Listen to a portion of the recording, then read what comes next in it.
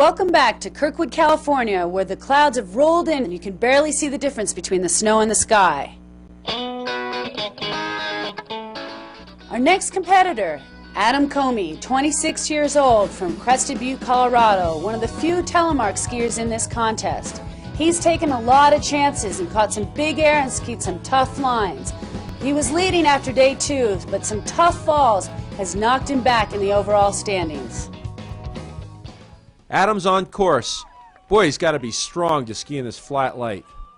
It's amazing how flat light can really take a lot of energy away from you because you use so much just trying to see where you're going. Here Adam drops into the keyhole. Little bit of trouble there. I hate it when athletes run into trouble there because it's such a dangerous spot. But he's back under control and skiing on the hanging snowfield.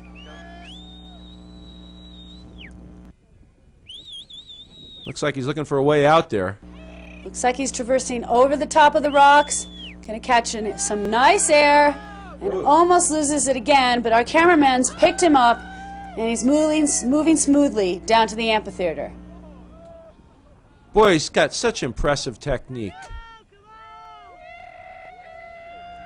He's very smooth to watch, and if any of our viewers have ever telemarked ski, it is very difficult. He does an outstanding job.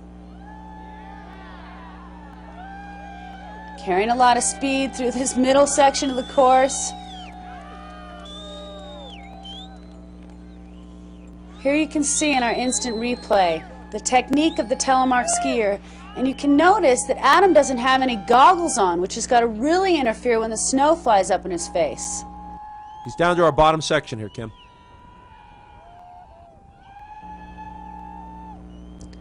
Adam's trying to position himself for one last dare. Let's hope he can pull off the landing on this one. Little touchdown, but not bad. One last dare here at the bottom. The crowd loves it. The light's flat. The day's over for Adam. I'm sure he's happy with that. Here's Adam's scores. Oh, it looks like the flat light could have hurt his fluidity mark. Next up is Barb Peters. Barb's from Crested Butte, Colorado. This 23-year-old's been competing in extreme contests for the last 5 years, but just recently she's put a lot of effort into training and working on her technique scores, and it's helped a lot. Here comes Barb. She's in the top of direct shoot. I think Barb has probably chosen to ski a little easier line, direct shoot, the least exposed in the cirque. With a flat light, it's real difficult. You don't want to take a lot of chances. She's making her way down toward the amphitheater. I think Barb's smart here. She's been doing well in the competition. She doesn't want to take huge risks in a tumble.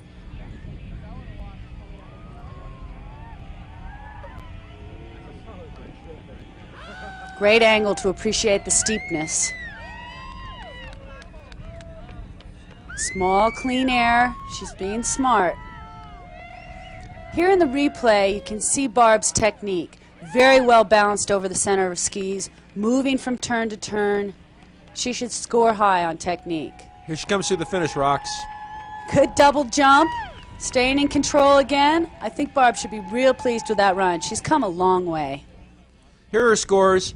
Very solid, but I don't think she's going to threaten Wendy Fisher in the lead and our next competitor. Wendy's on course and heading into the keyhole. It's the last run of the day. Wendy has a solid lead. I'd like to see her put down a good run without any mistakes. Out on the hanging snowfield, look at how quickly she swings her skis around and establishes a good solid platform before her next turn.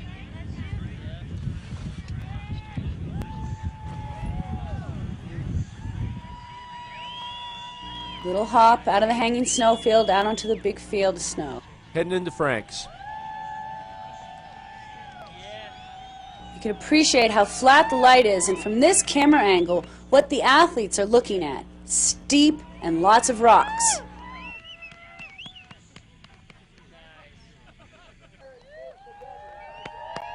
Working her way cautiously into this thing. I like to see Wendy be cautious. This is the most treacherous and exposed part of the run. Hopefully she'll be smart and head over to the skier's left. Oh. But she's not going to. This is really risky and dangerous. If Wendy were to make a mistake here, you can see her sidestepping down in the chute. Skis are bending into reverse camber. The only thing I can think of is that she's doing it here is training for Alaska and the Worlds next week. Going for a straight run. She's out of it and she's safe away from the rocks. Here in the slow motion of coming out of the hanging snowfield, watch how quickly she swings her skis around and establishes a solid platform. Kim, she's into a dead end down here at the bottom. She had to hike her way back out of it. This is a huge cliff at the bottom rocks. Looks like Wendy opted for a little bit smaller air to the finish, dropping into a tuck. Let's take another look at this. While we were at replay, she got herself into this dead end here and had to hike her way back out again. I think that's a great decision. Glad to see her being smart. Eva Hatzer at the bottom. Wendy, congratulations. It looks like you just wrapped up this competition. Yeah, I hope so. I was like gonna try to jump off that big thing, but I'm like, man, that's pushing it, and I'm going to Alaska tomorrow, and I don't need to like be breaking bones at this moment, so I hiked out of it for another day, I think. But yeah, I mean, I was a little scared in that run, and I did okay, and I hope I wrapped it up. High degree of difficulty for Wendy Fisher, but she got hurt in fluidity with all that hiking around. Still, solid scores, and Wendy Fisher is our women's ski champion. Barb Peters finishes second, Kirsten Kremer third. We'll be right back with our final men's runs.